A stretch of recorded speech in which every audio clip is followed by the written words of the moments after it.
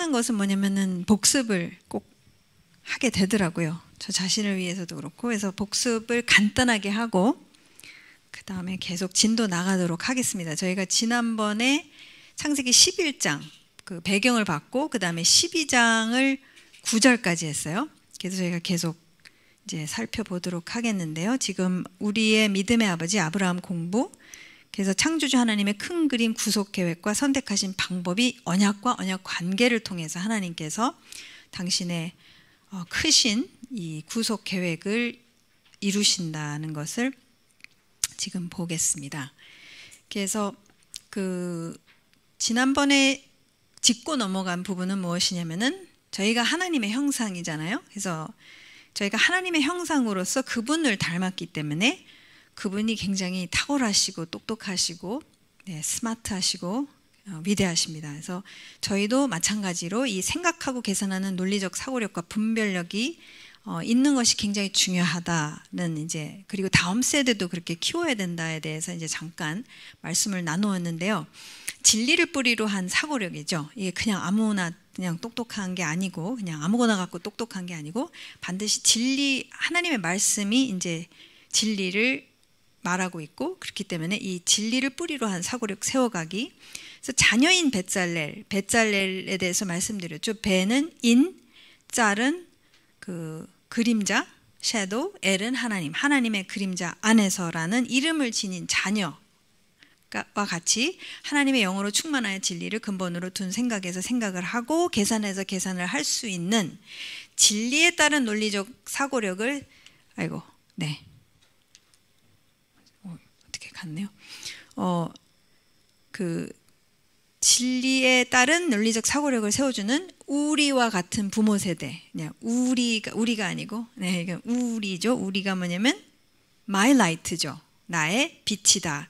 그러니까 아버지의 세대가 아비 세대가 빛을 자녀 세대 가운데 우리가 빛이어서가 아니라 빛이신 예수님이 우리 안에 계시기 때문에 그런 삶을 우리가 살았었을 때에 자녀 세대는 그것을 보고 그림자 역할을 하면서 크는 거죠. 그래서 아비 세대와 자녀 세대가 그림자와 빛이신 하나님 그분의 빛을 갖고 그림자로 같이 살 수 있는 그런 참 아름다운 그림을 갖고 있는 것을 볼 수 있습니다. 그래서 실제 삶에서 창조주와 창조주가 약속하시고 말씀하신 모든 진리를 믿거나 말거나, 그러니까 믿거나 안 믿거나요. 사실은 가만히 다 따지고 보면은 우리가 자꾸 회색지대가 있다고 착각하는데요. 지금 그거 다 없애고 계시죠, 하나님께서. 그래서 진짜 믿거나 아니면 안 믿는 거예요. 부인을 하던가. 그러니까 진짜 생각을 해야 돼요. 내가 정말 이것을 믿고 있는가? 이 상황 속에서 어떤 사람마다 상황이 다 다르잖아요. 그래서 이거 진짜 믿고 있는가? 안 믿고 있는가? 그 다음에 자신을 속이는 것을 멈춰야 된다는 거예요. 그럼 부모 세대가 먼저 해야겠죠. 자녀 세대는 앞뒤 잘 분간을 못하는 경우가 많죠. 어렸을 때부터 그렇기 때문에. 그러니까 부모 세대가 해야 될 것은 정말 이 잘라내야 될 거 잘라내고 스스로 속이는 것들에 대해서 부인하는 것들 뭐 은근히 뭐 그런 것들 이제 하나님이 들춰주시면 그것에 대해서 이제 막 계속 잘라내는 그런 것이겠죠. 그래서 말씀에서 계시하신 창조주를 계속해서 알아가야 되는 거죠. 그 알다라는 단어가 히브리어로 야다 많이 들어보셨을 겁니다. 이 야다는 참 하나님께서는 굉장히 굉장히 뭐라 그래야 되죠? 야다하세요. 그러니까 야다가 뭐냐면은 남자와 여자, 그러니까 아내와 남편이죠. 아무 남자와 여자 아니죠. 남편과 아내가 성관계를 하는 야다. 그만큼 안다라는 거예요. 그만큼 경험적으로 아는, 그만큼의 친밀함, 정확성을 갖고 아는 그런 그리고 그 알미 있어야지 그 알미 결국에는 삶으로 나오기 시작한다. 거기까지 가기를 원하시는 거죠, 우리 주님은. 그래서 요즘 아마 젊은 세대에 굉장히 인기가 많은 그러한 토론토 대학의 클리니컬 사이콜로지 교수인데요. 지금은 은퇴하셨지만 조던 피터슨 박사가 이렇게 이야기를 합니다. 진리가 인간 고통의 해독제이다 라는 말을 합니다. 그래서 이분이 지금 믿느냐, 하나님을 믿고 있습니까, 안 믿고 있습니까? 근데 제가 봤었을 때는 믿으시는 것 같아요. 그러니까 우리가 말하는 그런 표현으로 믿고 있다라고 하지는 않으시는데, 제가 봤을 때는 주님을 아는 것 같은 생각이 들 정도로 지금 굉장히 진리에 대해서 이야기를 하고 있으며 팔로잉이 거의 막 300만 정도 돼요. 예, 전지구적 차원에서 보면은. 그래서 이분이 그러니까 진리가 인간 고통의 해독제이다. 근데 인간 고통은 사실 우리가 많은 경우 우리가 스스로를 속일 때에, 남을 속이고자 할 때, 나 자신을 속이고자 할 때, 그런 경우 그 고통을 자아내요. 창출해내는 아주 기가 막힌 박사학위를 따고 있습니다. 우리 인간들은 예수님을 믿어도 그런 경우가 많이 있어요. 그래서 스스로 이것을 벗어나지 못하는 경우. 근데 이게 결국 스스로를 속이는 어떤 그러한 그 본토 친척 아비집의 것들이 이제 계속 우리 안에 도사리고 있고, 이것이 계속해서 일어나고 있는 그런 경우들이 있는데, 거기에서 그러면 어떻게 벗어나느냐가 바로 이제 이 아브라함 공부에서 우리가 분명하게 하나님께서 다루신다는 것을 우리가 아브라함을 통해서 볼 수가 있어요. 그래서 복습을 하면은요, 창세기 12장 1절 9절까지 저희가 살펴보았죠. 그래서 그 핵심 진리를 보면은 아브라함을 부르신 분은 창조주이시고 창조주 하나님의 이름이 등장합니다. 그래서 여호와가, 이제 번역본을 보면 여호와가 아브라함을 불렀다라고 그러는데, 히브리어로는 유드헤이 바브헤이라는, 유대인들은 오늘날까지 그 이름을 발음을 하지를 않아요. 발음을 잃어버렸어요. 그게 야훼인지 여호와인지 이게 모음을 어떻게 집어넣느냐에 따라서 달라지거든요. 근데 그걸 잃어버렸기 때문에 역사적으로, 그래서 그냥 유드헤이 바브헤이라고 부르기에는 너무 길기 때문에, 그래서 뭐 아도나이라고 아마 들어보셨죠? 아도나이가 주인이죠. 그래서 아도나이라고 부르는 경우도 있고, 아니면 하셴이라고 많이 불러요. 특히 정통 유대인들은 하셴이라고 부르는데, 하는 정관사 the고 셴은 이름이에요. the name이에요. 예. 그러니까 그 이름을 가지신 분, 그래서 하셴이라고 이제 많이 부르는데, 어쨌든 지난번에 잠깐 말씀드렸지만 비동사, 그러니까 하나님은 비하게 하시는 분이에요. 그러니까 창세기 1장을 보시게 되면은 모든 것을 다 하야 하세요. 하야가 뭐냐면 비, 있어라 있어라 있어라 있어라 하시잖아요. 그대로 되니라 되니라 되니라 되니라. 예, 그래서 비하게 하시는 창조주. 그래서 이 하야 또는 헤이에라는 그 동사, 비동사에 들어가는 그 글자들이 다 유드헤이 바브헤이 다 들어갑니다. 그래서 이것은 뭐 사실 요엘 버코비치 형제님이 그렇게 이제 제안을 합니다. 근데 저는 동의가 되더라고요. 그러니까 쭉 이렇게 살펴보면서. 그래서 어쨌든 그렇고, 그 다음에 렉레하라고 하나님께서 굉장히 강하게 아브라함에게 말씀하셨다고 나눴습니다. 어서 나가라, 떠나라, 강을 건너가라 라는 그런 강한 강조로 이렇게 나가라고 하시죠. 어디를 나가냐고 하냐면 고향, 본토, 친척 아버지의 집을 떠나라고 하십니다. 그래서 이 고향 본토, 이 친척 아버지의 집이 도대체 뭐냐 했었을 때, 이 엄마 뱃속에서부터 뇌에 새겨진 나의 정체성이에요. 그러니까 어렸을 때, 아기 때부터, 뱃속에서부터, 사실 진짜 뱃속에서부터예요. 뱃속에서부터 그 부모가 갖고 있는, 엄마가 갖고 있는 여러 가지 생각들, 뭐 그런 것들이 이제 어렸을 때부터 이제 탄생을 하게 되면서부터 주변의 부모를 통해서, 가족을 통해서 이제 계속해서 듣게 되는, 그래서 뇌에 아예 각인이 되어서 새겨져서 내가 그거다, 지금까지 쭉 들어온 것이 나다라고 정체성, 그 정체성을 갖게 되는 것이죠. 이것을 피하는 인간은 아무도 없습니다. 네, 뭐 완전히 버려진, 아니 그래도 정글북에도요. 정글북에도 늑대라고 생각하잖아요. 내 주변 환경에서 내가 어떻게 컸느냐가 그것이 나다라고 생각한다는 거예요. 그것은 그 드보라 선생님이 가르치신 그 뭐죠? 갑자기 가든 스토리를 들으시면은 그게 더 분명히 말씀하고 있죠. 창세기에서. 그래서 이 고향 본토 친척 아버지의 집을 떠나라.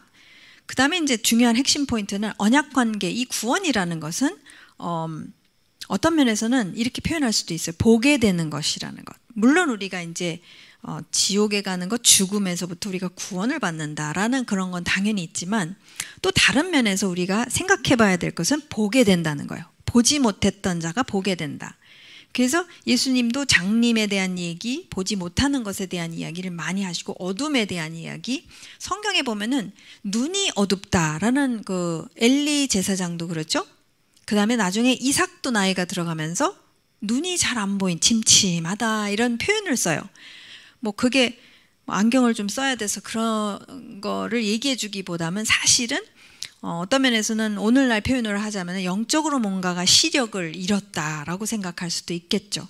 그래서 하나님께서는 지금 굉장히 중요한 것은 시력, 우리의 시력의 회복에 관심이 있으시다는 거예요.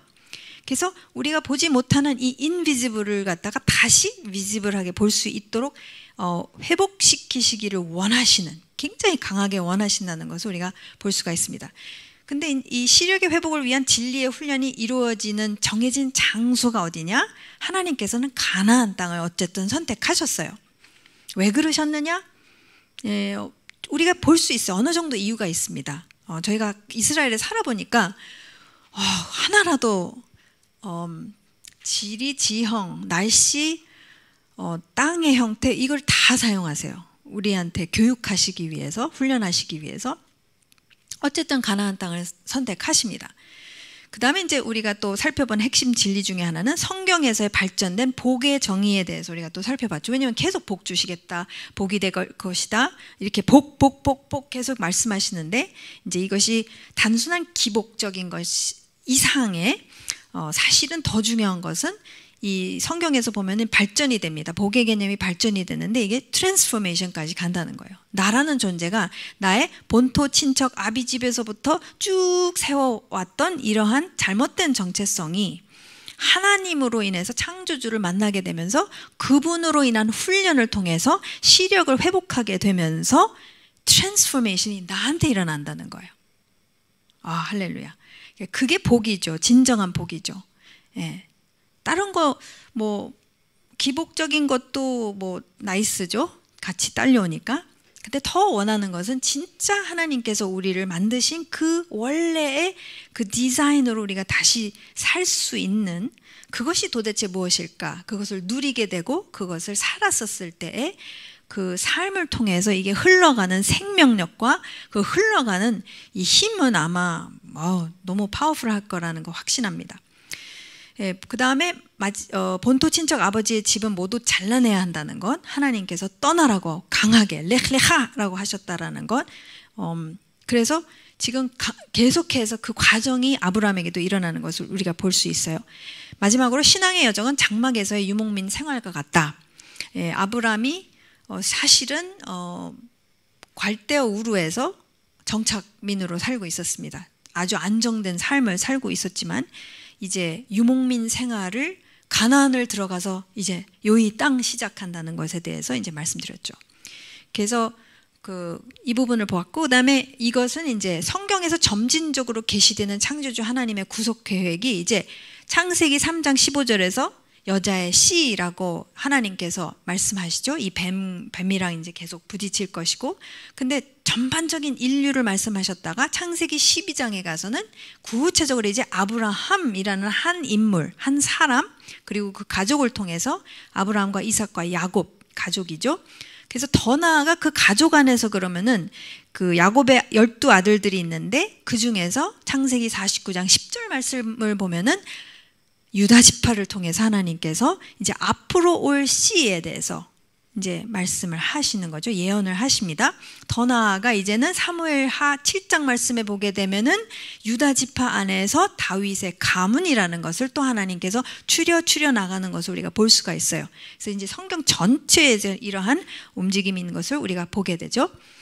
그 다음에 저희가 살펴본 것은 창조주 하나님의 언약의 속성이 무엇인가? 1번, 그러니까 제가 5번이라고 그랬는데 제가 잘못했더라고요. 그래서 4가지를 말씀드렸는데 한 개인 한 사람을 택하신다. 그것은 여러분과 저도 마찬가지입니다. 네, 덤으로 이렇게 저 같은 경우는 하순애 전도사님과 인숙 사모님 미국에서 만나서 덤으로 이렇게 믿게 되거나 그게 아니라는 거예요. 각 개인마다 하나님께서 부르신다는 것, 택하신다는 것. 두 번째, 후손 모두 포함하는 오픈된 언약이라는 거예요. 그래서 하나님께서 10번째 세대에 가서 다 끝난다라고 하시지 않으시고 이제 앞으로 보게 되는 것은 먼지, 땅의 먼지만큼이라고 막 얘기를 하십니다. 그래서 엄청 많은, 제한을 안 시킨다라는 거예요. 그 얘기는. 세 번째, 전 인류를 품은 언약이라는 거예요. 이게 그냥 아브라함과 아브라함 패밀리 안에서, 그래서 유대인 안에서, 이스라엘 안에서 끝나는 것이 아니라 이스라엘이 제사장 나라가 됨으로 인해서 모든 열방이 이제 이 이스라엘이라는 하나님께서 세우신 민족을 통해서, 이 가족을 통해서 모든 열방의 가족이 복을 받을 것이다. 트랜스포메이션이 일어날 것이다. 전 인류가 품고 계신다라는 거. 네 번째는 창조주의 언약적 책임과 언약 파트너의 언약적 책임이 있는데, 거의 다가 하나님께서 하시는 거죠. 언약의 성취는 전체적으로 사실은 철저히 창조주께 달려 있지만 그게 하나님의 신실하심이죠. 언약인 파트너인 창조주의 백성, 우리도 우리의 파트가 있는데, 책임이 있는데, 그것이 무엇이냐면 믿음이라는 거 말씀드렸죠. 창조주를 100% 믿고 신뢰하는, 그게 삶으로, 행동으로, 그 단 하나의 책임이 우리가 파트너, 언약 파트너인 우리가 해야 될 것은 딱 하나, 믿음이라는 것을 우리가 봤습니다. 자, 이제 진도를 나가겠습니다. 복습했고요. 창세기 12장 10절에서 16절 말씀을 이제 보도록 하겠습니다. 그 땅에 기근이 들었으므로 아브라함이 애굽에 거류하려고 지금 가나안 땅에 왔어요. 들어왔어요. 제가 이제 지도가 나오면 어떻게 들어왔는지, 그리고 어떻게 움직였는지를 보여드리겠는데, 이 땅에 들어왔는데 기근이 들었어요. 그래서 아브라함이 애굽에 거류하려고 그리로 내려갔으니 이는 가나안 땅의 기근이 심하였음이라. 그냥 기근이 아니라 굉장히 심각한 기근이었다는 거죠. 11절, 그가 애굽에 가까이 이르렀을 때 그의 아내 사라에게 말하되, 유명한 사건이죠. 내가 알기에 그대는 아리따운 여인이라. 사실 65세 정도 됐습니다. 네. 옛날에는 좀 더 오래 살았으니까. 어쨌든 아리따운 여인이라. 12절, 애굽 사람이 그대를 볼 때 이르기를 이는 그의 아내라 하여 나는 죽이고 그대는 살리리니. 13절, 원하건대 그대는 나의 누이라 하라. 그러면 내가 그대로 말미암아 안전하고 내 목숨이 그대로 말미암아 보존되리라 하니라 했어요. 14절, 아브라함이 애굽에 이르렀을 때 애굽 사람들이 그 여인이 심히 아리따움을 보았고, 15절, 바로의 고관들도 그를 보고 뿅 바로 앞에서 칭찬함으로 그 여인을 바로의 궁으로 이끌어들인지라. 16절, 이에 바로가 그로 말미암아 아브라함을 후대함으로 아브라함이 양과 소와 노비와 암수나귀와 낙타를 얻었더라. 그래서 애굽으로 갔어요. 이집트로. 그래서 이집트에 대해서 좀 한번 봐야 될 것 같아요. 어쨌든 중요한 게 하나가 있어요. 지금 언약을 레하 해가지고서 막 하란을 떠나가지고 그 다음에 가나안 땅에 딱 꼬리를 했는데, 들어오자마자 그냥 띠용 하고 나가버렸단 말이에요. 그래서 한번 생각해 봐야 돼요. 야, 아브라함 좀 심하다. 이렇게 우리가 쉽게 생각할 수 있는데, 아브라함에게 심한 기근은 어떻게 경험되어졌을까를 한번 생각해 봐야 돼요. 쉽게 넘어가면 안 됩니다. 우리가 아브라함의 배경을 잊어서 안 돼요. 아브라함이 어디서 왔죠? 메소포타미아예요. 메소포타미아의 이름의 뜻은 뭐냐면은 두 강 사이의 땅이잖아요. 두 강이 티그리스와 유브라데 강이잖아요. 보세요. 그 땅에는 기근이 있을까요? 없을까요? 있을까요? 없을까요? 없어요. 저희가 그 터키에서 유프라테스 강을 봤는데요. 야비하더라고요. 터키가 시리아까지 흘러가지 못하도록 막더라고요. 왜냐하면 티그리스와 유프라테스 강의 근원지, 수원지가 다 터키에 있어요. 그래서 터키가 그걸 딱 막더라고요. 그걸로 못 쫄쫄 흘러가게 하던가. 그래서 터키는 너무너무 부유한 땅이더라고요. 저희가 막 그냥 한없이 하란 땅을 향해서 막 차를 타고서 막 2시간 운전했나? 하여튼 쭉 가는데, 하여튼 그 과수원이 그렇게 많아요. 피스타시오 과수원, 무슨 과수원 해가지고 땅이 너무 비옥하더라고요, 진짜로. 그래서 그러면은 이 유프라테스 전 지역이 진짜 비옥한 초승달 맞구나. 그러니까 메소포타미아에서 온 아브라함으로서, 아브라함은 이 기근이라는 것에 대해서 익숙치 않은 사람입니다. 근데 심한 기근이 임했었을 때에 죽는다라는 생각이 들었겠죠. 그래서 이것에 대해서 막 탓하는 것보다도 어떻게 생각했었을까? 막 따라서 왔는데 기근 죽겠네. 막 바짝바짝 마르고 막. 그래서 강 없어요? 여기 강 없어? 없죠. 강이 없어요. 요단강은 있는데 저 밑에 있어요. 그래서 막 좀 얼마나 놀랐겠습니까? 사실 황당했을 것 같아요. 야, 믿고 여기까지 왔는데. 그래서 어디로 가냐면은 메소포타미아보다 훨씬 가까운데 믿을 만한 곳이 어디입니까? 이집트예요. 네. 그래서 우리가 믿음이 없었어. 아브라함, 야, 그렇게 하나님 스타트를 했는데 어떻게, 야, 얼마 되지도 않는데 그렇게 할 수가 있을까? 근데 그렇게 쉽게 생각할 수 있는 게 아니죠, 사실은. 그래서 아브라함의 믿음의 여정이 시작되는 이 시점에서 창조주 하나님은 아브라함의 본토 친척 아버지의 집의 마인드에서 이루어지는 생각과 걱정, 근심, 두려움을 잘 아셨어요. 너무 당연하게 나타나야 할 것들이 나타난 거예요. 그래서 이를 책망하지 않으세요. 책망 안 하시죠. 네, 이집트 갔다 오면서도 사실 책망 안 하시죠. 그래서 야, 이거 왜 책망을 안 하시지? 이거는 혼내야 되는데 라고 생각할 수 있는데 안 하십니다. 왜냐하면 어디서부터 오는 문제인지를 정확히 알고 계세요.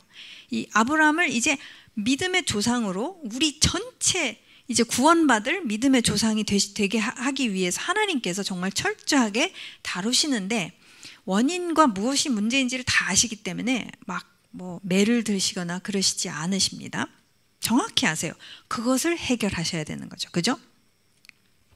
그래서 이제 보시면은 참 저도 이 부분에 대해서 참 많이 생각해 봅니다. 창조주 하나님은 아브라함이 이집트로 내려가는 것을 왜 막지 않으셨을까? 좀 이런 질문 많죠. 성경 읽다 보면 이렇게 하셨으면 좀 더 오늘날 편해졌을 텐데 왜 안 하셨을까? 왜는 많은데 왜 질문은 도움은 별로 안 되죠. 근데 한번 생각해 볼 만하기는 해요. 이집트는 무엇 때문에 풍요롭고 과학과 철학이 발달되어 있는 위대한, 이제 따옴표로 넣었죠. 인간적으로 봤을 때는 위대하죠. 위대한 문명이 되었는가. 분명히 이집트가 과학과 철학이 굉장히 발달됐어요. 그래서 실제로 헬라 사람들이 이집트로 가가지고 이집트에서 모든 철학 유학을 했습니다. 모르셨죠? 그러니까 이집트에 가서 유학을 하면서 헬라 사람들이 그 이집트에서 배운 철학을 갖고 이제 다시 그리스로 돌아가서 그것이 발전이 됩니다. 그만큼 이제 이 이집트가 굉장히 위대한 문명인데 그 한 가지 확실한 이유는 지금 여기 보시면은 여기가 바로 이제 갈대아 우루예요. 여기 지도 보시면은 지금 여기가 티그리스강, 유프라테스 강, 이게 터키까지 가요. 이게 다 여기 터키까지 가거든요. 여기가 비옥한 땅이죠. 비옥하게 잘 가다가 이제 여기 이스라엘 여기 가나안으로 와서는 좀 깡총 같고 별 볼 일이 없고 그 다음에 이제 어디로 다시 딱 시작이 되는 여기 벌써 색깔이 다르죠. 무슨 색이에요? 엄청 초록져요. 근데 왜 초록진지 아시죠? 무슨 강? 나일강 때문에요. 이게 두 문명이 다 잘 보시면은 강 때문에 문명이 굉장히 발달하는 것을 보시게 되죠. 지금 여기 메소포타미아는 유프라테스 강과 티그리스 강 때문에 굉장히 발전을 하게 되죠. 여기 여기도 제가 말씀드렸죠. 이게 터키죠. 오늘날 터키인데 여기도 굉장히 비옥합니다. 엄청 비옥해요. 그 다음에 이제 여기 이집트에서는 여기만 초록지죠. 요게 다 나일강이에요. 그래서 에티오피아까지 이렇게 쭉 가게 되는데 그래서 여기가 델타예요. 델타. 삼각주죠. 여기가 엄청 발달이 되는데 여기는 이제 홍수가 났다가 빠졌다가 홍수가 났다가 빠졌다 하면서 엄청나게 농업이 발달됐어요. 이 이집트는. 그러면서 이러한 여러 가지 조건 때문에 이제 여기와 여기 메소포타미아와 이집트가 굉장히 발전을 하게 되는 것을 우리가 봅니다. 중간에 낀 게 바로 이제 여기 이게 꼈잖아요. 여기와 여기 사이 꼈잖아요. 여기가 바로 가나안 땅이에요. 하나님이 여기를 선택하셨다는 게 기가 막힙니다. 하나님 정말 우연이 없어요. 이 낀 가나안인데, 그러니까 이 두 문명의 입장에서 여기 가나안을 봤었을 때는 깡촌이에요.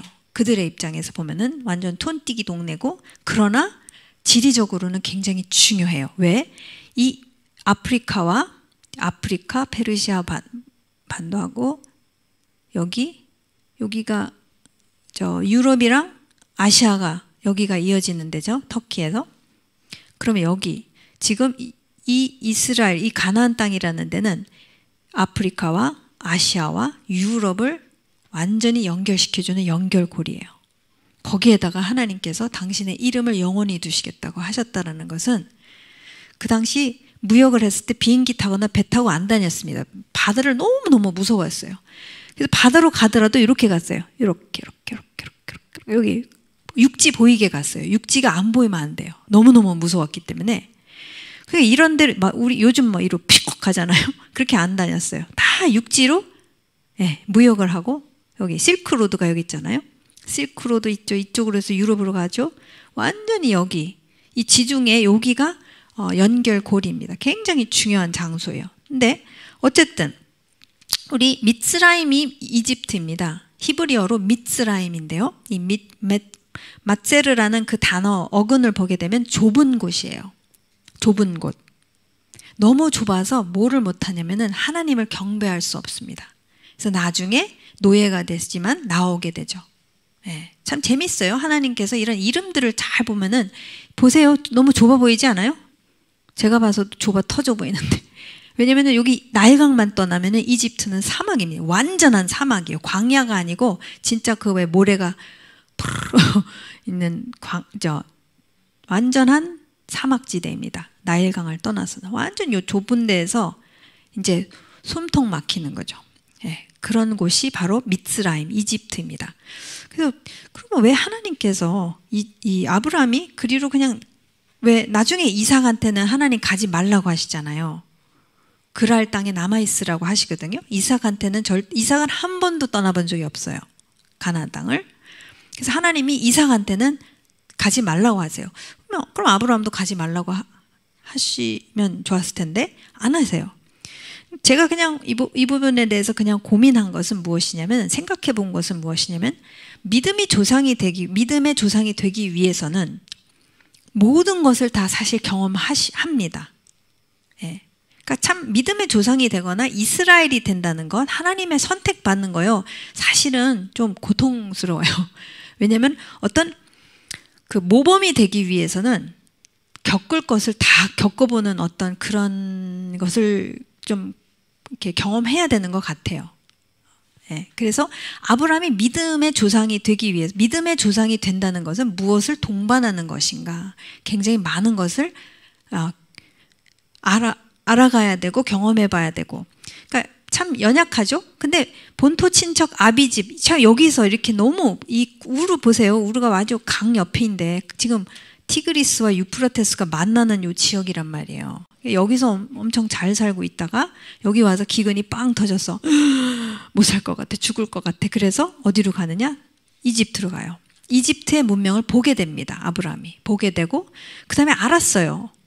자기 아내가 너무 이뻐가지고 거기 가면은 나 죽을 것도 알았어요. 그러니까 이 경험하는 거죠. 모든 것을 다 보게 되는 거죠. 문명, 소위 우리가 말하는 그 위대한 탁월한 문명이라는 것을 우리 믿음의 조상은 다 봅니다. 나중에 에휴 거긴 안 가봤잖아 라고 그런 말 안 듣기 위해서 그랬는지, 어쨌든 이 위대한 이집트 문명에 본질적인 문제가 있어요. 그죠? 그 위대하다라고 하지만 사람들은 이 이집트 문명은 창조주 하나님을 전혀 알지 못하죠. 그죠? 창조주의 형상을 지닌 사람이 존엄한 존재라는 것을 알지 못합니다. 나중에 가면은 노예 삼죠? 노예 삼아가지고선 다른 인간을 갖다가 노예 삼아서 그 노예를 통해서 무료 노동이잖아요. 그죠? 프리 레이버잖아요. 그것을 통해서 문명을 만들어요. 위대한 문명을 자기가 만들어요. 그러니까 남이 고생 실컷 시키면서. 어쨌든 사람이 존엄하다는 것을 전혀 인식하지 못하는 것을 우리가 볼 수가 있어요. 그래서 창세기 12장, 여기 이 본문에서는 이렇게 이야기를 하죠. 아브라함이 이렇게 얘기하죠. 애굽 사람이 그대를 볼 때 이르기를 너무 이쁘다고. 그래서 나는 죽이고 너는 살릴 거다. 근데 이게 진짜 그렇다라는 거예요. 지금 아브라함이 정말 실제 그 당시 사람들의 마인드셋을 너무 잘 알았기 때문에 죽을 거 뻔한 것을 알았다라는 거죠. 그래서 차라리 거짓말을 하면 내가 그대로 말미암아 안전하고 내 목숨이 그대로 말미암아 보존되리라. 너무 상식적인 생각을 사실 아브라함이 한 거예요. 그 당시. 근데 아니나 다를까? 네, 아브라함의 생각과 계산이 근거 있는 현실이라는 거죠. 네, 상식적으로 잘 생각한 거예요. 14절에서 16절, 애굽 사람들이 그 여인이 심히 아리따움을 보았고 그 여인을 바로의 궁으로 이끌어들였죠. 바로가 그로 말미암아 아브라함을 후대했어요. 왜냐면 누이니까 그러니까 오빠니까 잘해줬죠. 그죠? 그래서 아브라함이 양과 소와 노비와 암수나기와 낙타를 얻었어요. 근데 사실 이 상황이 굉장히 위태로운 상황이죠. 엄청 위태로운 거예요. 왜냐하면 지금 약속의 씨가, 여자의 씨가 지금 디테일하게 쫙 해가지고서 아브라함으로 딱 추렸는데 거기에서 이제 사라의 몸에서 나와야 되는데 지금 사라의 몸에 지금 엉뚱한 사건이 일어날 수도 있을 법한 지금 위기가 잠깐 살짝 있었던 거죠. 아브라함 몰랐겠죠. 잘 인식을 못했으니까 그냥 상식이 먼저 간 거예요. 그냥 상식적으로 생각한 대로 그냥 움직인 거예요. 그다음에 사라도 그래요, 그럽시다. 그게 낫겠네요. 사라도 상식, 아브라함도 상식, 우리 모두 상식, 오케이 해가지고 상식으로 했는데 지금 너무 사실은 위기 중에 위기, 위태로운 상황, 하나님의 입장, 언약의 입장에서는 지금 큰일 난 상황이었죠. 근데 하나님이 어쨌든 여기서 살려주시죠. 건지십니다. 하나님께서 전적으로 이 언약을 책임지시고 움직이시는 것을, 아브라함의 믿음이 연약한 가운데 있지만 전적으로 하나님께서 역사하시는 것을 우리가 보게 되죠. 그래서 창세기 12장 17절서부터 13장 4절까지 보면은 17절, 여호와께서 아브라함의 아내 사라의 일로 바로와 그 집에 큰 재앙을 내리신지라. 빵! 지금 위태로운 이 상황 속에서 하나님이 올스톱 모든 것을 갖다 팍 건지시는 것을 우리가 보게 되죠. 18절, 바로가 아브라함을 불러서 이르되, 이제 화가 났어요.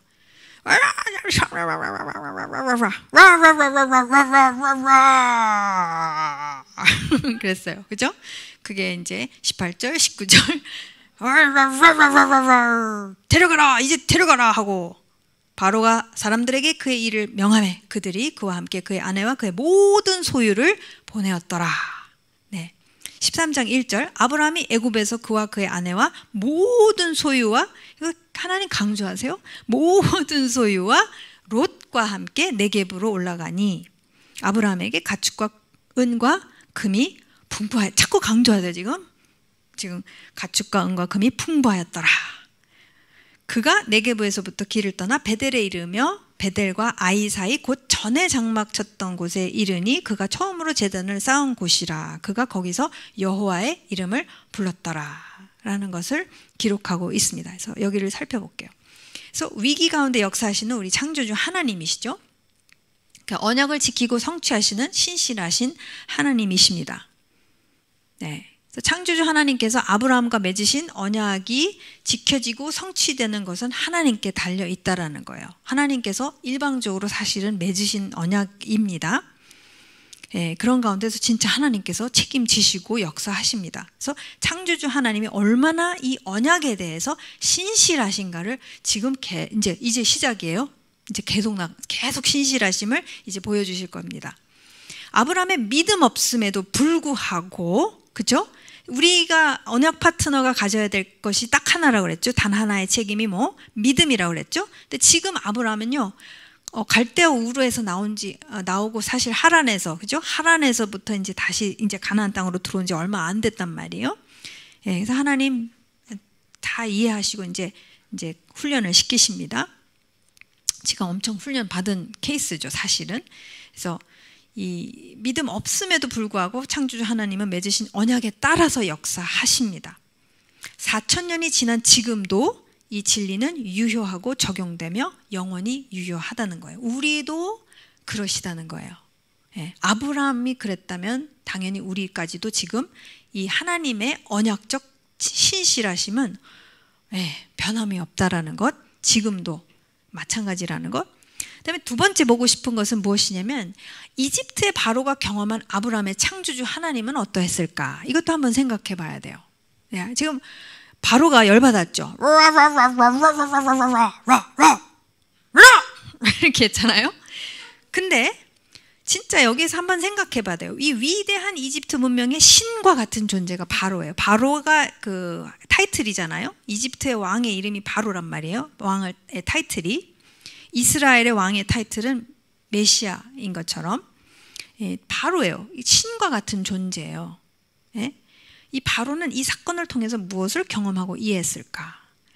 아브라함과 언약을 맺으신 이 윷헤이윕헤이 창조주 하나님을 인카운터한 게 분명해요. 그죠? 이건 부인할 수가 없습니다. 왜? 큰 재앙이 임했단 말이에요. 그 다음에 하나님께서 뭐라고 하시냐면 아브라함의 아내 사레의 일로 그 사건으로 큰 재앙이 바로 집안에 임했단 말이에요. 분명해요. 그러니까 지금 이 큰 재앙이 어디서부터 왔으며 왜 왔으며 라는 것을 바로가 정확히 알고 있었기 때문에 그래서 아브라함한테 라라라라라 한 거잖아요.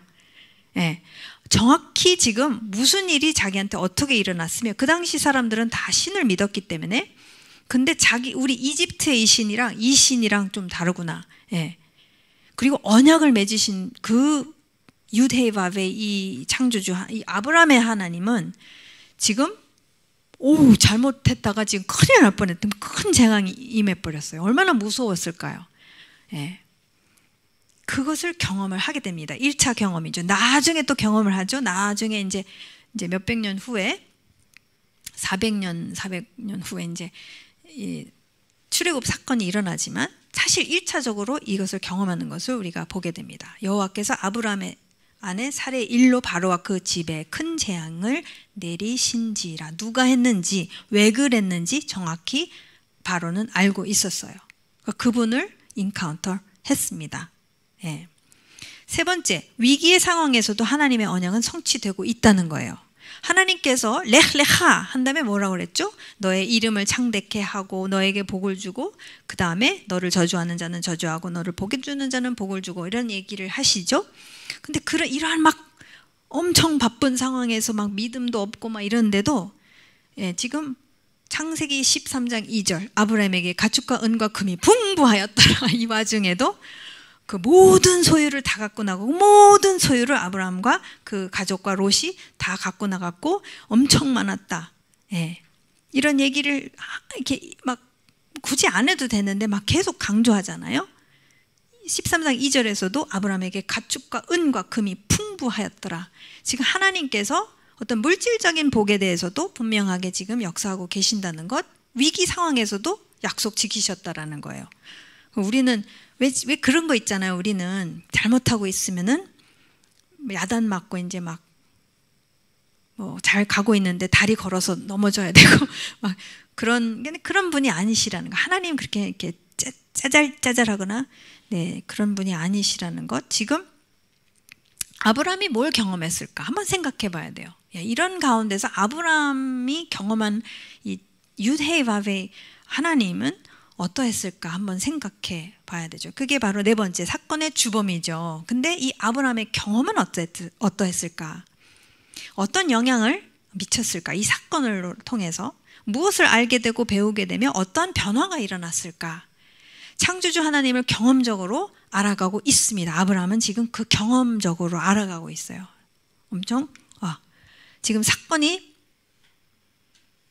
주범이죠. 그러나 하나님을 경험하고 있어요. 그러니까 하나님은 어떤 마음이시냐면 아브라함은 하나님에 대해서 몰라요. 지금 하나도 잘 모르고 있어요. 그거 알고 계세요. 모르고 있는 것에 대해서 책망이 아닌 경험적으로 알아갈 수 있도록 지금 역사하고 계십니다. 그리고 언약을 지키시고 계시는 것을 아브라함이 경험하고 있죠. 보세요. 심한 기근 때문에 이집트에 거류하고자 했어요.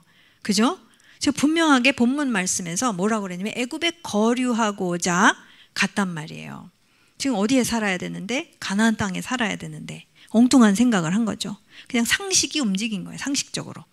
근데 그러나 이제는 지금 변화가 일어나는 것을 우리가 말씀을 통해서 볼 수가 있어요. 13장 4절 말씀을 보면 그가 처음으로 제단을 쌓은 곳이라 그가 거기서 여호와의 이름을 불렀더라. 이 처음에 가나안 땅에 도착했었을 때 여호와의 이름을 불렀다 하는 것과 지금 이집트 갔다 와가지고 여호와의 이름을 불렀다가 아마 달랐을 거예요. 좀 느껴지지 않아요? 달랐을 것 같아요. 가나안의 하란 땅에서 가나안으로 딱 골인을 했었을 때에도 감사했죠. 근데 이집트 경험을 한 다음에 딱 가나안으로 다시 돌아왔었을 때 아브라함의 그 하나님을 향한 간절함은 달랐을 것 같아요. 지금 조금 차원이 12절, 13장 12절 아브라함은 가나안 땅에 거주하였고 13장 14절 여호와께서 아브라함에게 이르시되 너는 눈을 들어 너 있는 곳에서 북, 남, 동, 서쪽을 바라보라. 15절 보이는 땅을 내가 너와 내 자손에게 주리니 영원히 이르리라. 이후로 아브라함은 다시는 이 약속의 땅 가나안을 떠나지 않아요. 기록을 보시면 안 떠납니다. 이 사건 이래로는 잠깐 그 다마스커스의 롯을 구출하러 잠깐 갔다 오는 거는 있었는데 그건 떠난 건 아니죠. 여기는 분명히 이집트에 거류하고자 갔다 그랬어요. 근데 이 사건 이후에는 아브라함 안 떠나갑니다. 분명히 뭘 경험을 했어요. 하나님을 경험한 것을 우리가 알 수가 있어요. 자, 본토 친척 아버지의 집과 완전히 단절하는 2차 과정을 우리가 또 보게 됩니다. 이 13장에 들어가면서 그래서 이 복습을 또 하면은 이 고향 본토 친척 아버지의 집이라는 표현은 정확히 무엇일까 했었을 때 이것은 제가 내린 그러한 정의입니다. 나름 정의인데요. 고향과 사회와 자 보세요. 고향 친척 아버지의 집이라는 표현을 하나님께서 쓰시는데 고향과 사회와 민족과 친척과 아버지의 집에서 대대로 삶과 행동으로 전해져 내려오는 문화와 관습과 세계관과 가치관이 엄마 뱃속에서부터 성장하면서 습득되어 두뇌와 세포와 심지어는 유전적으로까지 이게 후성 유전학이라고 하더라고요. 네, 그냥 가만히 있을게요. 그냥 찾아보세요. 그래서 이 심지어는 정말 영향을 미치죠. 유전적으로 각인된 나의 정체성과 그 정체성에 대한 신념이에요. 찰떡같이 믿고 있는 거예요. 네, 다시 한번 고향과 사회와 민족과 친척과 아버지의 집에서 대대로 삶과 행동으로 전해져 내려오는 말, 삶, 행동, 말을 통해서 계속 듣고 그 얼굴 표정 통해서 다 계속 습득되는 거예요. 어렸을 때부터. 그래서 무엇이 습득, 관습, 세계관, 가치관, 엄마 뱃속에서부터 습득되어서 성장하면서 계속 습득됩니다. 그래서 이게 어떻게 되냐면 실제로 두뇌와 세포와 심지어는 유전적으로 각인된 나의 정체성이 돼버린다는 거예요. 이것이 나다라는 것을 철떡같이 믿고 있어요. 아무리 아니라고 해도 예수님을 믿고도 이걸 철떡같이 믿고 있다라는 거예요. 이게 얼마나 지독하냐면 그냥 지독해요. 왜냐면 그냥 두뇌에 각인이 진짜 두뇌에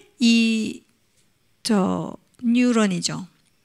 그냥 신경세포 안에 그냥 각인이 됐기 때문에 저장이 되어 있기 때문에 이것을 바꾸지 않으면 그래서 우리 드보라 선생님이랑 그런 거 했잖아요. 이렇게 바꿀 것이냐 이것이냐 진리냐 아니냐라는 것이 그건 우리가 해야 되는 진리로 우리가 바꿔야 되는 것. 그래서 사도 바울이 이 신경과학에 대해서 몰랐지만 사도 바울이 로마서 12장 2절 말씀 너희가 마음을 새롭게 하였는데 사실 생각을 새롭게 하여 변화를 받아 하나님의 기쁘시고 선하시고 그 뜻이 무엇인지 분별하라 라고 얘기를 하고 세상 풍조 따르지 말고 진리에 대해서 진리를 갖고 생각을 바꿔서 변화를 받으라. 고린도 후서 5장 10절인지 하여튼 거기에서도 그리스도의 모든 생각을 사로잡아 그리스도께 복종시키고 라는 말씀이 있죠. 이게 다 지금 문제는 뭐냐? 이게 문제라는 거예요. 이 고향, 본토, 친척, 아버지의 집의 모든 것들이 나라고 너무 너무 확신하고 있기 때문에 그것이 진리로 바뀌어지지 않으면은 굉장히 고생한 거 하나님께서 분명히 아십니다. 자, 진도 계속 나갑니다. 창세기 13장 5절에서 9절. 그래서 이 본토 친척 아비 집을 떠나는 2차 과정이 이제 여기서 일어나는 것을 우리가 볼 수가 있죠.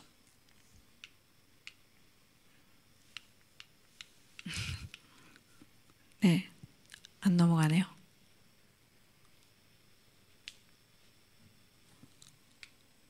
네, 13장 5절에서 9절. 5절. 아브라함의 일행 롯도 양과 소와 장막이 있으므로 다 같이 이집트 갔다가 다 같이 지금 나와서 지금 베델과 아이 사이에 지금 캠핑을 하고 있어요. 유목민이죠. 캠핑을 하고 있는데 지금 부가 어마어마하게 많이 생겼어요. 그래서 너무 많아가지고 롯도 많아졌어요. 덩달아서. 6절 그 땅이 그들이 동거하기에 넉넉하지 못하였으니 이는 그들의 소유가 많아서 동거할 수 없었음이니라. 그러므로 아브라함의 가축의 목자와 롯의 가축의 목자가 서로 다투고 또 가나안 사람과 브리스 사람도 그 땅에 거주하였는지라.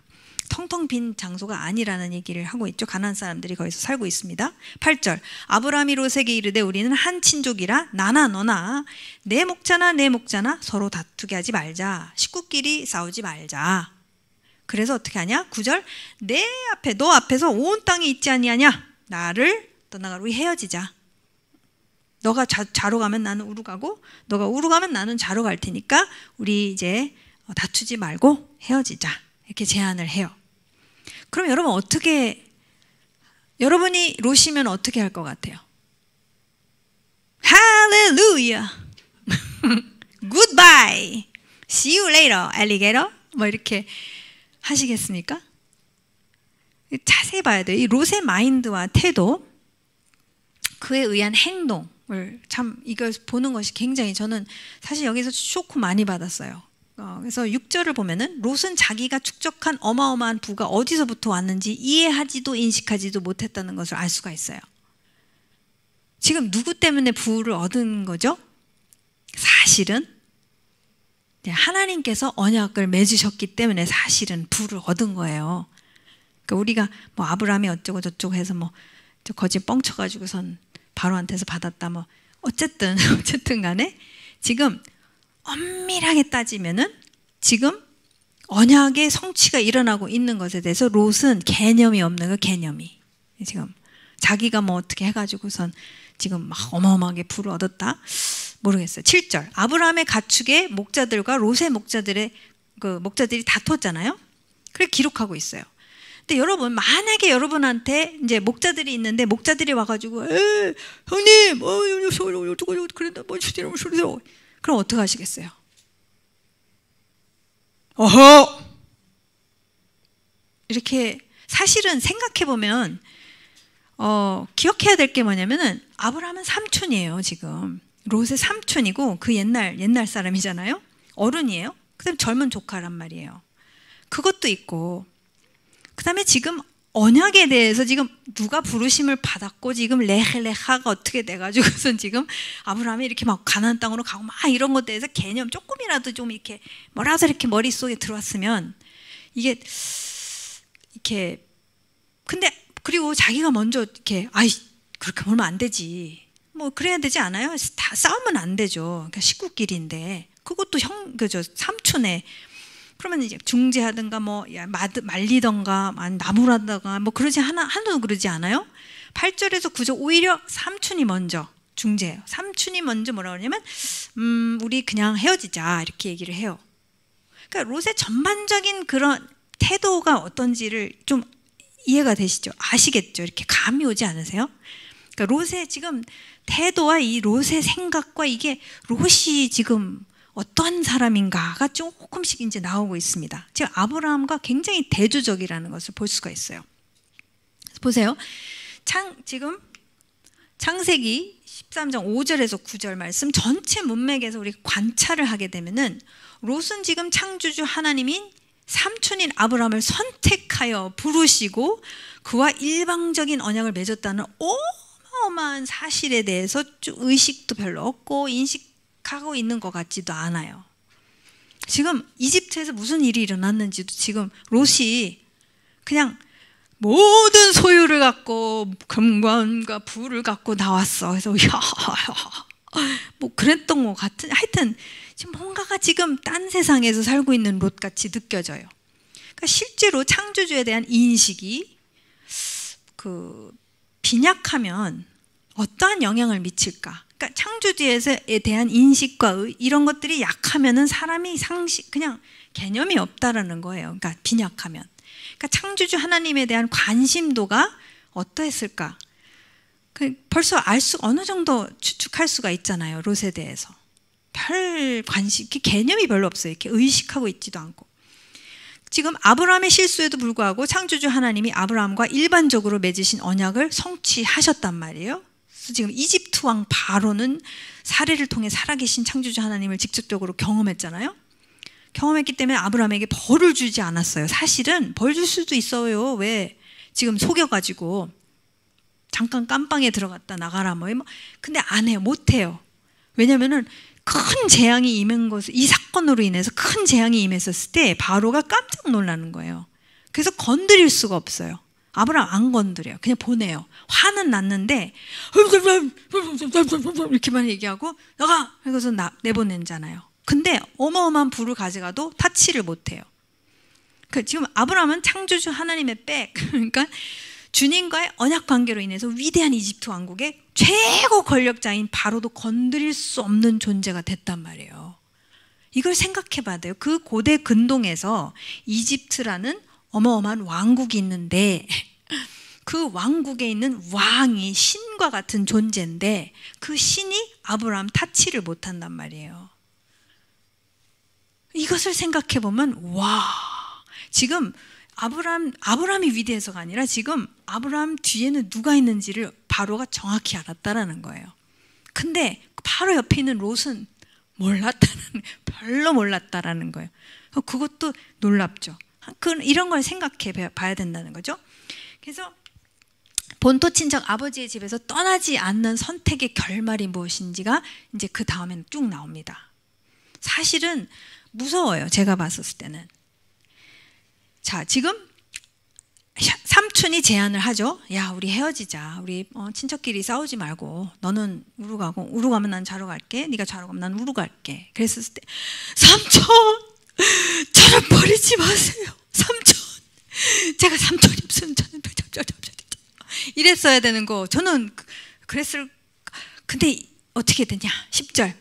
이에 롯이 thank you very much 하면서 눈을 들어 요단 지역을 바라본 적 소알까지 온 땅에 물이 넉넉하니 여호와께서 소돔과 고모라를 멸하시기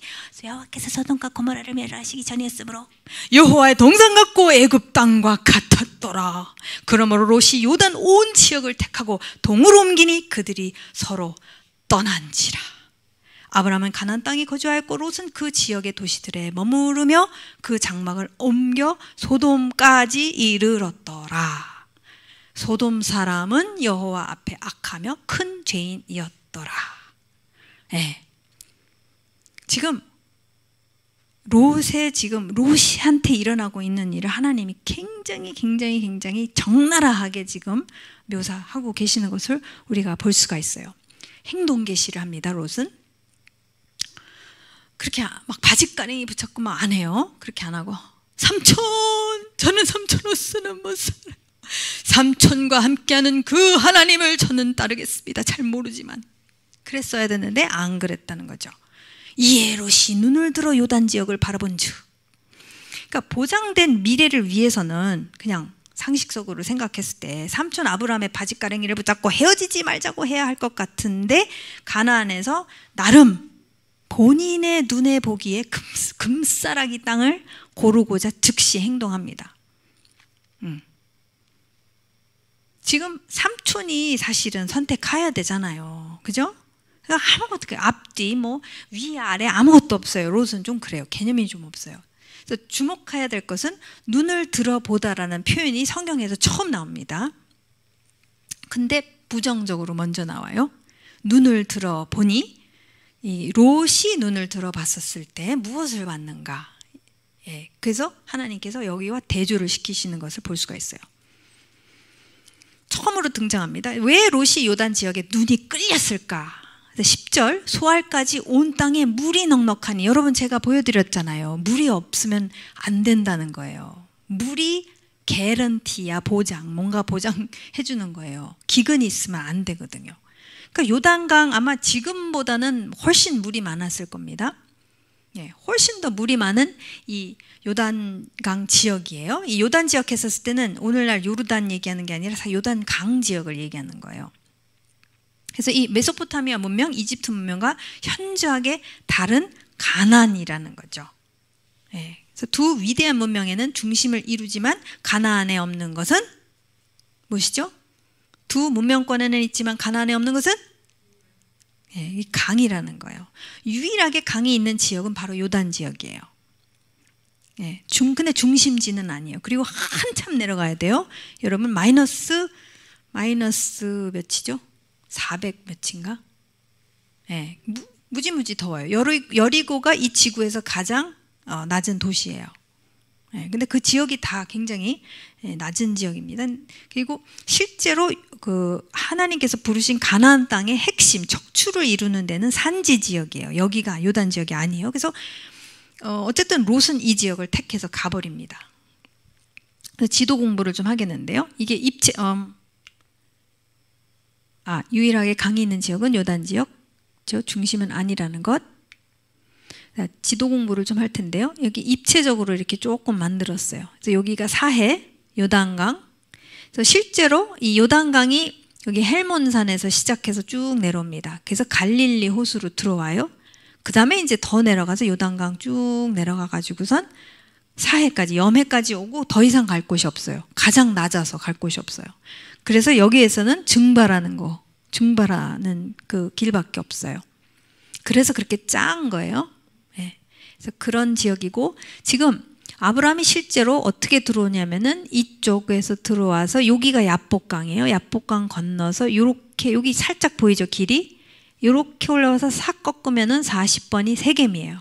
그렇게 세겜으로 들어오는 것을 우리가 볼 수가 있어요. 그래서 이제 이렇게 대충, 그래서 중앙산지가 여기입니다. 이 가나안 땅의 요 중앙산지가 바로 족장들이 살았던 지역입니다. 그래서 이 예루살렘이 19번, 여기가 예루살렘이에요. 그러면은 여기에서 남쪽 지역이 유다 지역이고, 여기서부터 위쪽 지역이 사마리아 지역이에요. 그러니까 나중에 그 이름을 갖게 되죠. 어쨌든 여기가 다 중앙산지입니다. 그래서 척추를 이루어요. 실제로 척추처럼 보여요. 지도를, 그러니까 실제로 보시게 되면은. 여기가 갈멜산, 여기가 지중해. 그래서 여기가 갈릴리 호수, 그 다음에 여기가 헬몬산 단지역, 단지파가 이제 이리로 나중에 가게 되죠. 그래서 이렇게 생겼습니다. 그래서 요 이제 가나안 땅이에요. 그 다음에 이제 더 자세히 보면은 지금 굉장히 여기가 사실은 왜 이렇게 열곡이라고 그러죠, 열곡. 그래서 이 열곡이 어디에서부터 어디까지 가냐면 지구에서 두 번째로 긴 열곡으로 알고 있어요. 시리아에서부터 모잠비크까지, 아프리카의 모잠비크까지 내려가요. 이게 뭐냐면은 이 지진 지역이에요. 이게 계속해서 땅이 찢어지고 있는 거예요. 계속 지진이 있기 때문에 여기가 굉장히 깊이 파여 있고, 열곡처럼 파여 있고, 그러면서 이제 여기 지역이, 요 사해에 있는 여기 지역이 바로 유대 광야예요. 유대 광야는 굉장히 독특한 데입니다. 광야는 전 지구적으로 뭐 많이 있는데 사막도 있고 그렇지만 로컬리 아주 독특한 곳이 바로 여기 유대 광야예요. 예루살렘 있고 베들레헴 있고, 바로 다윗이 요 지역을 갖다가 양떼를 계속 꼴을 매기면서 왔다리 갔다리 한 데가 여기입니다. 그래서 이 유대 광야가 세워진 이유가 바로 이 열곡이 계속 지진이 이렇게 밀고 가면서 가파르게 되는 거예요. 굉장히 가파라요, 이 지역이. 어쨌든 여기에서부터 아브라함이 들어와서 여기 야복강에서 싹 해서 여기로 올라와서 세겜이 여기예요. 세겜서부터 시작해서 여기 아이 베델 사이로 갔다가 살렘 왕 만나고, 그다음에 헤브론이 여기 정도 돼요. 이렇게 여기가 족장의 길을 왔다리 갔다리 합니다. 그래서 여기 이제 지도를 보시면 이쪽으로 들어와서 아브라함이 야복강이 여기죠. 야복강으로 와서 이렇게 살짝 내려갔다가 올라가서 세겜이 여기 쭉, 여기가 길이 있어요. 그러니까 여기로 다니는 이유가 뭐냐면은 산지 위쪽에서 다녀야지, 골짜기에 다니면 누가 기다리고 있어요? 도적들이 기다리고 있어요. 글로 다니면 무식한 거예요. 죽으러 가는 거예요, 거기는. 그 위로 다녀야지 안전한 거예요. 그래서 족장의 길이 요 위쪽에 생긴 겁니다, 여러분. 그래서 여기 세겜에서 떠나서 여기 사마리아 진영을 쭉 내려와서 베델과 아이 사이에 또 텐트를 쳤다가, 그 다음에 요 길, 족장의 길이 이렇게 해가지고선 브엘세바 해서 여기로 가면은 이제 이집트로 가는 길이에요. 길이 다 있어요, 국제대로가. 갔다가 이제 다시 돌아와서 아브라함이 브엘세바 지나 헤브론 지나 이렇게 해서 여기로 다시 돌아와 가지고선 여호와의 이름을 다시 부르게 된 것을 우리가 이제 말씀을 통해서 볼 수가 있죠. 그래서 그런 식으로 이제 그래서 이제 어디를 선택한 거냐면요. 여기 베델과 아이에서 롯은 어디로 갔냐면 여기로 간 거예요. 여기 이 지역으로. 왜냐면 물이 많으니까. 그리고 아브라함은 이 지역을 안 떠납니다. 이 산지 지역을 안 떠나는 것을 우리가 이제 보게 되는 것이죠. 자, 롯이 눈을 들어 보았을 때 요단 지역을 어떻게 보았다고 묘사하고 있는가 했었을 때 10절 여호와의 동산 같고 애굽 땅과 같았더라. 자, 여러분 쇼킹합니다. 네. 이것은 성립될 수 없는 거예요. 절대로. 그러니까 롯의 눈에는 여호와의 기쁨 동산 에덴이 애굽 땅이라는 거예요. 와, 말도 안 되는 소리를 찌꺼리고 있는 거 지금 진짜 말도 안 되는 소리인데 이것이 지금 롯의 머릿속에 계산이 쫙 돌아가 생각에 생각 계산이 계산 이렇게 롯의 머릿속에는 이렇게 돌아가고 있어서 거기를 택한 거예요. 여기서 하나님은 한 가지 중요한 사실을 분명하게 알려주시는데 10절 여호와께서 소돔과 고모라를 멸하시기 전이었으므로 이렇게 얘기를 하죠. 뭐 멸하셨으면 거기 왜 가겠어. 멸하셨으니까 안 가지. 근데 전이었는데 거기가 좋아 보였단 말이에요. 그 다음에 애굽 땅을 갔다 온 롯은 아브라함은 애굽 땅 갔다 와서 다시는 안 가리라가 됐는데 롯은 와 거기 진짜 좋았는데 괜히 막 하나님께서 이러셔가지고선 저기 잘 지냈는데 참 안타깝네 하고선 다시 가나안으로 왔는데 그러면 요단이라도 가자. 요단강이라도 가자. 좀 다른 거죠. 생각이 애굽 땅에 대해서 굉장히 좋게 본 거죠. 여호와의 기쁨 동산 같이 본 거죠. 소돔과 고모라가 있는 이 요단 지역은 하나님이 멸하실 정도로 심각한 문제가 있어서 나중에 19장에 멸하시죠. 근데 지금 롯은 개념이 없으니까 그리로 신나라 갑니다. 그래서 롯은 자신의 눈을 들어 본 관점에 따라서 그대로 행동으로 옮겨요. 자신의 관점이라는 거예요. 본토 친척 아비집의 관점을 그대로 갖고 그것을 따라서 그대로 행동을 옮겨버려요. 알미 삶이라는 거죠. 여러분 알미 삶으로 그대로 다 나와. 맨날 나오는 게 알미 삶이에요. 그러니까 바꾸지 않으면 내일도 나올 거라는 거고 모레도 나올 거라는 거예요. 진리로 바꿔야 되는 것. 하나님이 이것을 위해서 아브라함을 이렇게까지 부르시고 훈련을 엄청 시키신다는 거예요.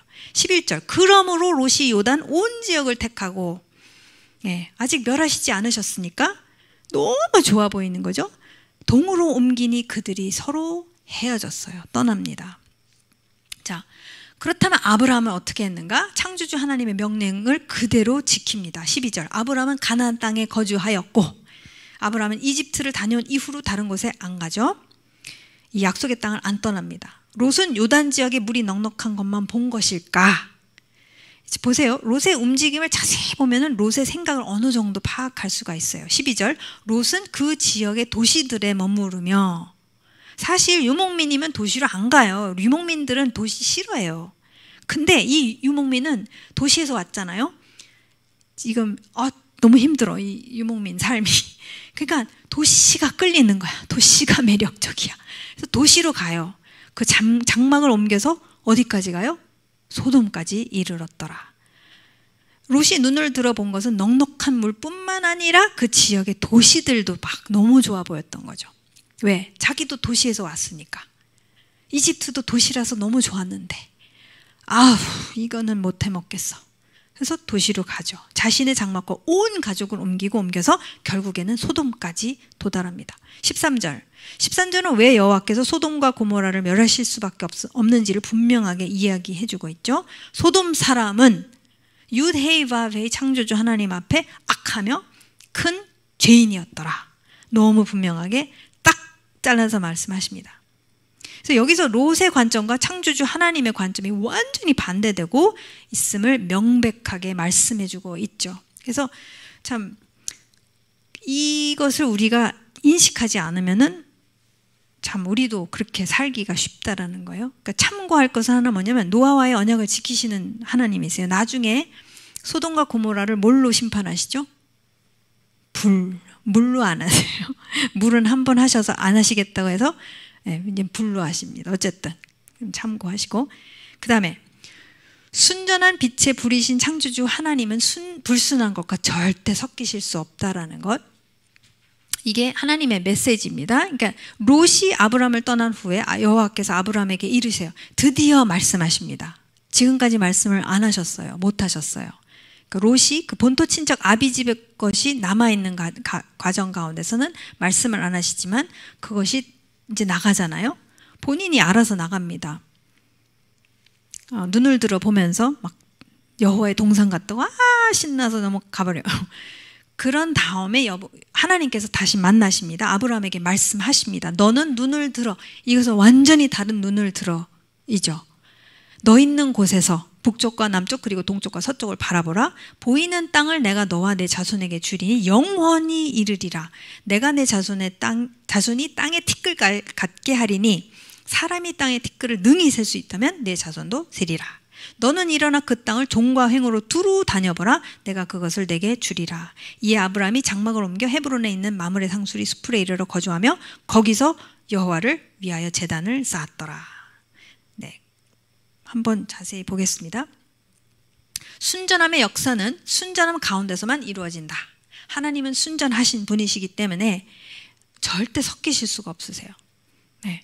그게 거룩이라고 하시는 거예요. 당신이 거룩하시다 했을 때는 섞일 수가 없다라는 거예요. 섞일 수가 없어서요. 많은 경우 여러분 자세히 읽어보시면 저희 그 웹사이트, 저희 유튜브 채널 이름을 하애시라고 지었습니다. 근데 그게 히브리어로 The Fire예요. 그러면 왜? 무슨 파이어가 뭐요? 근데 왜 그랬느냐면 사실 순전함을 저는 생각을 하게 됐어요. 하나님이 너무 순전하셔서 어떤 불의 속성이, 그러니까 불 같으세요. 그 순전함이 이제 불로 표현을 하는데, 불순한 게 앞에서 얼쩡거리면 어떻게 돼요? 말씀을 보면요, 앞에서 이게 불순한 것들이 얼쩡거리면 어떡하냐면 그 불이 그냥 확 나가서 그냥 태워버려요. 안 그런 사람도 있어요. 자세히 보세요. 안 그런 사람들이 있고 그런 사람들이 있어요. 그걸 잘 보시면은 하여튼 재미있어요. 그래서 이제 하애시라고 이름을 졌지만 어쨌든 순전함의 역사는 순전함 가운데서만 이루어진다는 것. 믿음 없음에는 변화의 가능성이 있어요, 여러분. 하나님이 믿음 없는 것에 대해서 처음부터 이렇게 막 공격 안 하세요. 뭐라고 하시지 않으신데 변화의 가능성이 있어요. 근데 불순한 동기 있잖아요. 이게 안 바뀌고 계속 딴 생각하고 계산하고 어떻게 하면 이것을 이용해 먹을 수 없을까 맨날 그러고 돌아다니고 있으면은 불순한 동기는 그냥 잘라져 나가야 돼요. 그것은 잘라내야 돼요. 계속 우리랑 같이 있으면 굉장히 힘들어져요. 불순한 동기는 잘라지게 되어 있어요. 하나님은 잘라내십니다. 궁극적으로. 그래서 아브라함은 이 고향 본토 친척 아버지의 집을 물리적으로 정신적으로 완전히 떠나는 2차 과정을 다 완성했죠. 첫 번째 아버지 데라를 하란에서 떠나죠. 두 번째는 하란에서 함께 떠나온 조카 롯과 헤어집니다. 그러면서 완전히 이제는 본토 친척 아버지의 집을 진짜 물리적으로 정신적으로 모든 면에서 떠난 상태예요. 창조주 하나님이 아브라함에게 지시하신 그대로 이제 본토 친척 아버지의 집을 물리적으로 정신적으로 완전히 떠났을 때 이제 당신이 맺은 언약을 진행을 하시는 것을 우리가 보게 됩니다. 14절 롯이 아브람을 떠난 분리된 후에 여호와께서 아브람에게 이르시죠. 창조주 하나님은 아브람과 맺으신 언약을 통해 구속 역사를 시작하실 때 절대 섞이는 가운데서 시작하지 않으신다는 거. 못하세요. 그렇게 하실 수가 없으세요. 속성상 못하세요. 첫 단추가 중요합니다. 이 아브람이요, 우리의 믿음의 조상이 되기 위해서 너무 중요해요. 이거는 하나님 입장에서는 이거 막 그냥 짬뽕 시켜서 다 하면 할 수가 없는 거예요. 그래서 이 언약을 점점 더 구체적으로 설명하시는 우리 창조주 하나님을 보게 돼요. 그렇죠? 너는 눈을 들어 바라보라. 그 다음에 히브리 원어 직역을 제가 했는데요. 이제 너의 눈을 들어 너가 있는 곳에서 보라. 북쪽, 남쪽, 동쪽과 서쪽을. 너가 보는 땅 전부를 내가 너와 내 씨에게, 히브리어로는 씨라는 표현을 계속 쓰세요. 그게 조금 다른 것 같아요. 그 이유가 있는 것 같아요. 어쨌든 내 씨에게 영원히 주리라. 내가 너의 씨를 땅에 먼지 같게 하리니 사람이 땅에 먼지를 셀 수 있다면 너의 씨 후손도 셀 수 있으리라. 일어나 그 땅 안에서 그 길이와 너비를 두루 걸어라. 내가 너에게 그것을 줄 것이기 때문이다. 히브리어 직역을 한 것을 다시 읽었습니다. 그래서 13장 그래도 진도는 나가야 되니까 14절에서 17절. 자, 롯이 눈을 들어 본 것은 무엇이고 아브라함이 눈을 들어 본 것은 무엇인가? 차이점이 있다는 거죠. 두 사람의 시력과 관점의 차이점은 무엇인가? 우리 창조주 하나님이 눈을 들어 보라고 하실 때는 나에게 안 보이고 내가 전혀 못 보던 것을 보여주시는 순간, 계시, 다른 말로 하자면 계시인 것이죠. 그래서 이 인비지블이 비지블해지는 거예요. 안 보였던 것이 보여지는 겁니다. 시간과 공간을 초월하는 창조주 하나님의 순간, 우리가 순간이라고 그러면 시간이라고 생각하지만 어떤 면에서는 하나님의 순간은 영원한 순간도 순간이라는 거죠. 어떤 창 같은 거, 이렇게 윈도우라고 그러죠. 멋있는 표현, 윈도우 인 타임, 이런 윈도우 인 이터니티 이런 거.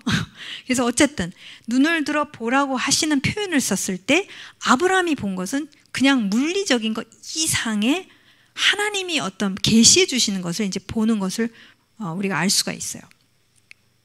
그다음에 세 번째, 이 하마콤에서 너가 있는 그곳에서 보라라고 했었을 때 여러분 하마콤 혹시 기억나세요? 우리 드보라 선생님이 하마콤 많이 하셨는데, 예, 하나님 안에 있는 것을 표현했었을 때 정말 옛적 우리 그 믿음의 아비들은 하나님을 하마콤이라고 불렀다고 이제 나눴었죠.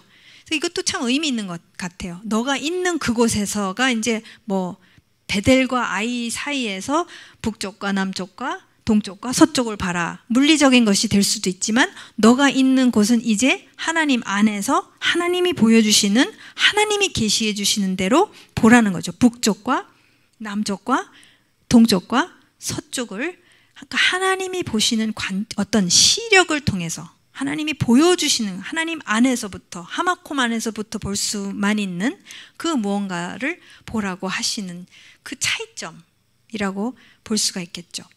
그 다음에 너의 씨라는 그 씨가 히브리어로는 제가입니다. 제가, 이 제가라는 단어를 사용하시는데요. 우리로 어떤 그림을 그리기 원하시는 있다는 생각이 들었어요. 뭔가를 연상케 하는데 무엇이냐면 실제로 이 씨라는 단어를 제일 먼저 사용하신 데가 창세기 1장 11절에서 13절 말씀이에요. 땅에서 어떻게 되죠?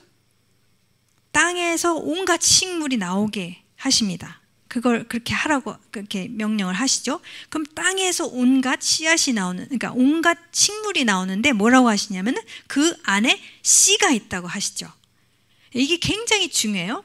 그러니까 창조주는 원래 디자인부터 씨 안에 생식하는 능력을 주셨어요. 근데 여러분 그렇게 안 하시면요, 맨날 있어라 하셔야 돼요. 식물에 있어라, 식물에, 그러면은 식물에 사과를 보자. 사과 있어라. 그 다음에 사과가 이렇게 했는데 사과에 씨가 있어라, 사과에 뭐가 있어라, 사과 나무가 있어라. 그렇게 매번 말씀하시는 게 아니라 그 안에 모든 생식할 수 있도록 모든 것을 다 집어넣으셔서 그 씨앗이 자라나면은 그 안에서 다 과실까지 맺게끔, 그래서 다시 생육해서 번성할 수 있게끔 디자인하셨다는 거죠.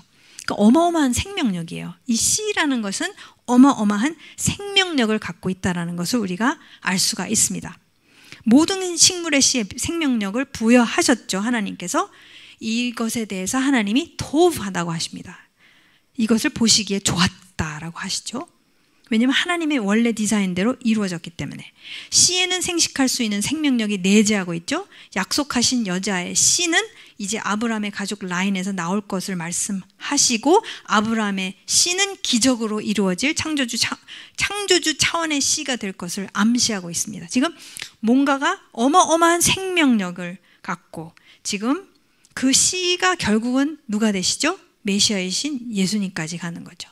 어마어마한 생명력이 지금 거기까지, 지금 하나님은 거기까지 보고 계신다는 것을 이제 암시하고 있는 것을 우리가 알 수가 있습니다.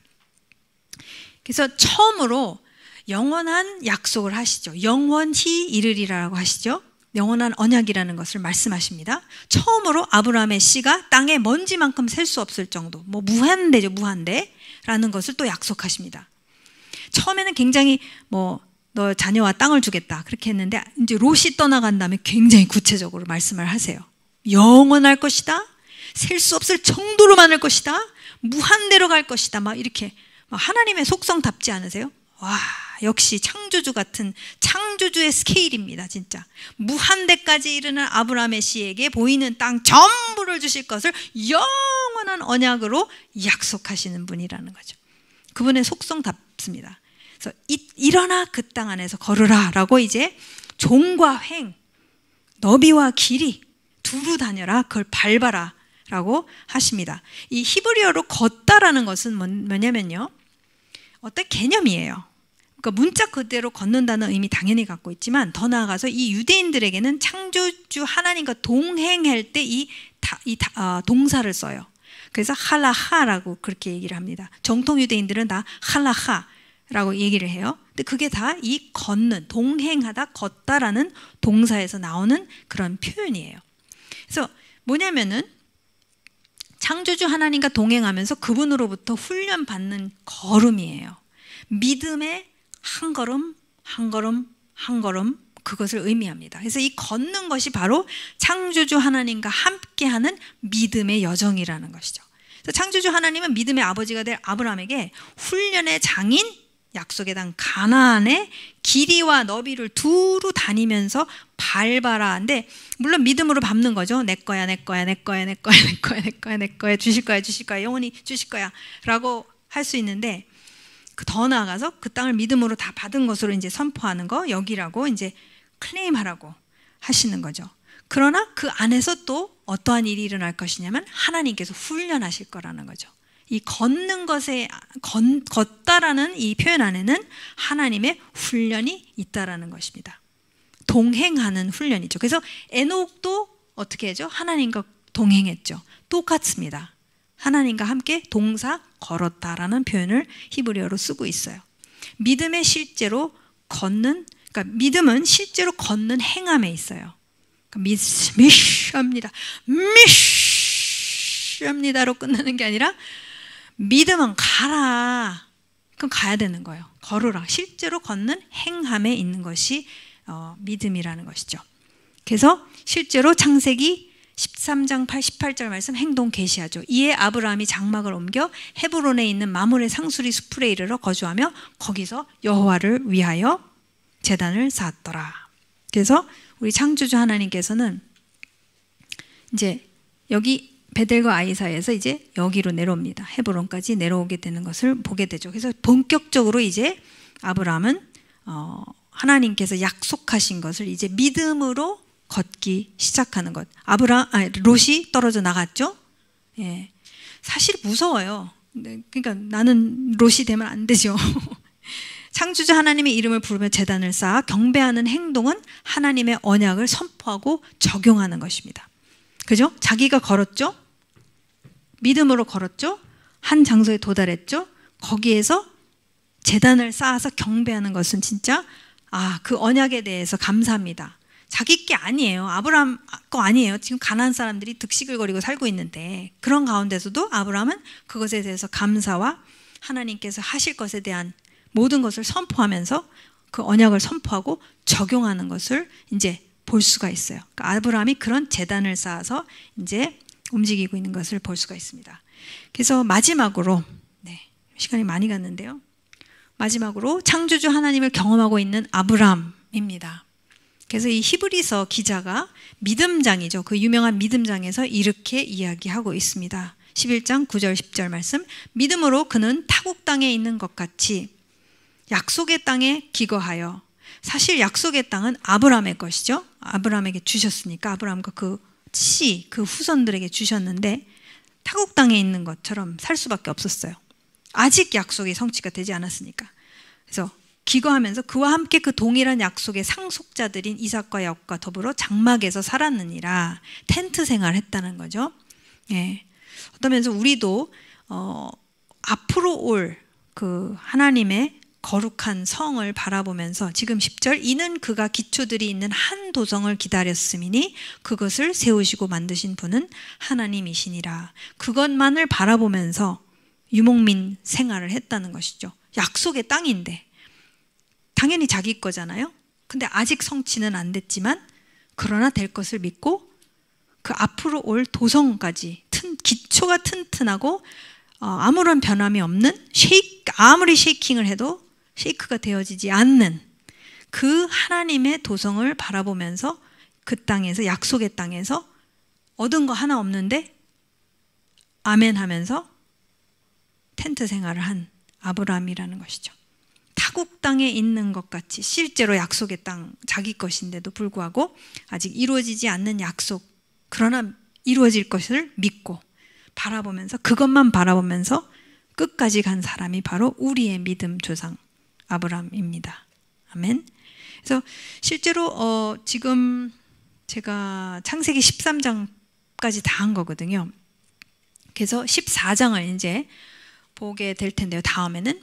그래서 14장이 상당히 중요한 사건이 일어납니다. 그래서 앞부분은 이제 뭐 막 전쟁이 일어나죠. 근데 뒷부분에 굉장히 중요한 사건이 일어나는데 멜기세덱이 등장하는 것을 우리가 보게 돼요.